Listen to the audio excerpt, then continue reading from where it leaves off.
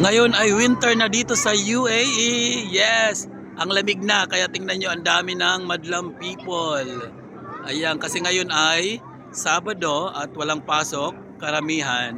Kaya eto, enjoy ang mga madlang people.